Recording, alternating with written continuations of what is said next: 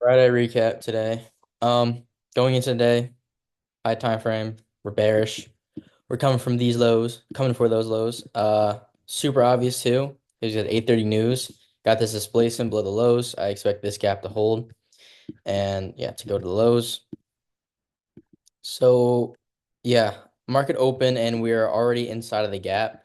So literally all I'm waiting for is like some displacement to the range, like a good stop loss and you know. Send her to the lows. I'm just gonna try to get ES on 1 minute too. Okay. So here's the thing, right? Chop around, obviously nothing. We get displacement below this low. We inverse this gap. Good. I don't expect that to hold. What I was so not we kind of had a pretty bad reaction at these lows. I'm not gonna lie, we swept them both, on both assets. But then we had this big 1 minute gap, and I was expecting that to hold. It did end up holding. I was gonna take this on eval, just because how price action's been, it'll react from the gap, and then it won't sweep out all the lows. It'll sweep out some, come back up sweep out some, come back up, and then do the whole entire move. So only eval on this, but didn't get my entry because it was too good of a displacement candle. Like if the candle ended like right here, that would have been beautiful, invalidating these two bullish candles. But it's closed below those lows already, so really nothing I could take. And then second eval trade I was planning on taking, we displaced below this low, and we had these imbalances. Wanted us to come up into the imbalance and then get an inverse right here and take it to lows. Again, bro, what the fuck? Just coming out of nowhere. And that ended up sweeping these lows and basically funded moves are probably done for the day. We ended up getting this big retrace. We retrace into a 30, 15 minute or 30 gap, probably both actually. And we got this flip, which was pretty nice. We got some bearish movement, and on the 5 minute, um, we had this bearish gap. I don't care about this gap to be honest, because if we're getting through this gap, we're getting through this gap too. So we inverse that gap, and there's a 5 minute gap right here. So I was like, okay, perfect. We get a gap tap. We're going to these lows probably, which we ended up doing. ES just put in an SMT right here, so there was that. Um, but so this is the trade, right? There was just a shit ton of chop, bro. I was like, I'm not gonna lie, we're probably not gonna get a retrace. And we finally got it. We tapped to the 5 minute. Now I'm just waiting for this gap to get inversed. I ended up getting in earlier on eval. I got in like right there. Stops up here. And TP were these lows, which would have definitely passed my account. Um, I ended up going break even pretty early just because ES swept this low and we swept it on NASDAQ and we weren't closing beneath it and we shouldn't really need to retrace into this. So I didn't like the reaction at the lows, so I got out break even. I was up like I think like $4 on the eval or whatever. Which obviously doesn't matter.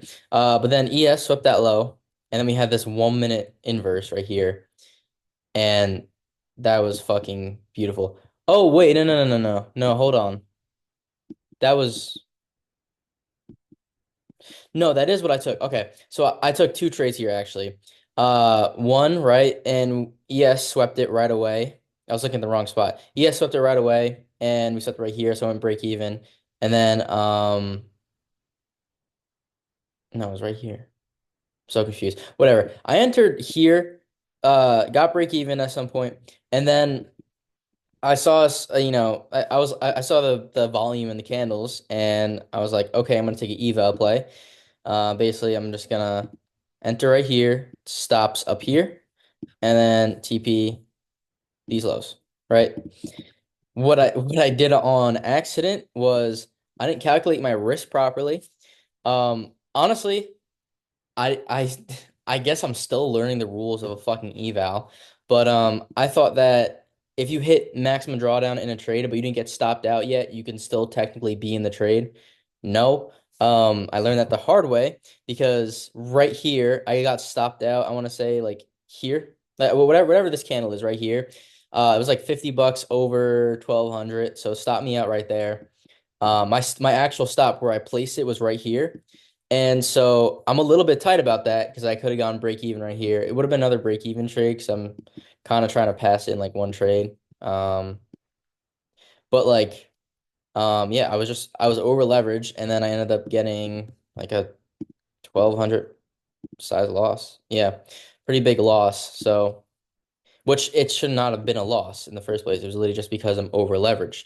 So going into it in the future, like make sure I'm gonna put 1200 like when I'm in this, I'm putting 1200 risk. It'll always come out a little bit less or exactly, and that's what I'm gonna be risking.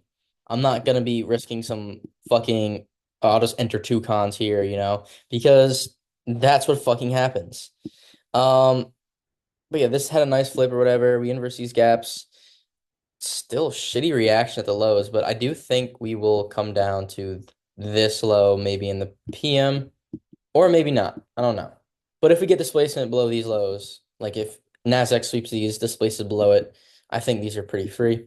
I'm not going to be trading it though because I have shit to do. But yeah, so no trades on the funded, one trade on the eval. Um, it would have been it should have been a win or a break even at least. Um, but I over leveraged. So keeping that in mind, now I know 100% what the rules are because really, honestly, I wasn't even sure if like I could hold a position, like if it's more than 1200 in drawdown.